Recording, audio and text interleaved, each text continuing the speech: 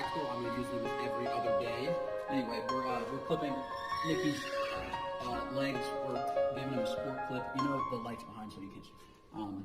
So anyway, you see all the hair there.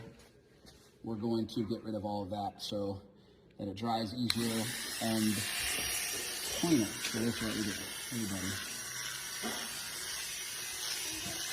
Hey, buddy. Hey, buddy.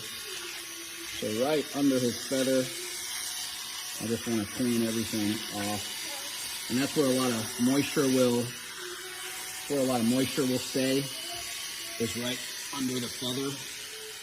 His ankle here. So this will eliminate that. And a lot of Friesians get scratches here with the bacteria or mess their legs up. So this will help avoid all of that. So